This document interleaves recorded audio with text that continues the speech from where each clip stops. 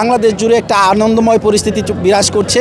প্রতিটা দিন প্রতিটা রাত ঈদের আনন্দের মতন ফুর্তি বা আমরা সেই আনন্দ ভোগ করছি প্রতিটা দিন এখন পর্যন্ত। আনন্দ উল্লাস সবই অনুভব করছি। দীর্ঘ 17 বছর পর ফ্যাসিস্ট হাসিনা সরকারের মিথ্যা মামলায় আজকে দেশ ছাড়া ছিলেন দীর্ঘ 17 বছর। তিনি 17 বছর পর দেশের মাটিতে ফিরে আসবেন। তাই আমরা তৃণমূল বিএনপি অনেক আনন্দিত, অনেক উচ্ছ্বসিত। আমাদের এই আনন্দ অনেক আনন্দ ফিল করতেছি, কারণ বিগত 17 বছর পর আমাদের নেতা আসছে, এর জন্য আমাদের অনেক ভালো লাগতেছে। আগামী রাষ্ট্রনায়ক জনাব তারেক রহমানকে আমরা আসলে সরাসরি দেখার সুযোগ পাইনি। আমাদের অনেক আনন্দ লাগতেছে যে আমরা আগামী 25 তারিখে আমাদের রাষ্ট্রনায়ক তারেক রহমান দেশে আসতেছে।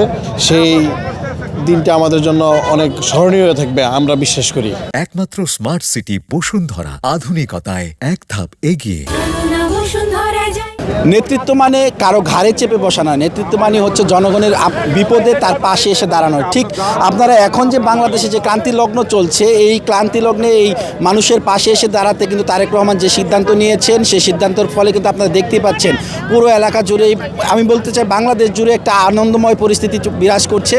তো সেই ধারা অব্যাহত রাখবে। তারেক রহমান আগামী 25 তারিখ বাংলাদেশে আসবেন, বাংলাদেশের হাল ধরবেন, তার নেতৃত্বে বাংলাদেশ এগিয়ে যাবেন ইনশাল্লাহ। আমরা যারা বিএনপি করি, যারা দলের সাথে সম্পৃক্ত, আমরা তো মানে বিষয়টা এরকম, ঈদ যেরকম আমাদের জন্য আনন্দের, বাংলাদেশে 2টা ঈদ পরপর আসে, যেটা আমাদের সারা বাংলাদেশের মানুষের জন্য খুব আনন্দের একটা বার্তা বয়ে নিয়ে আসে।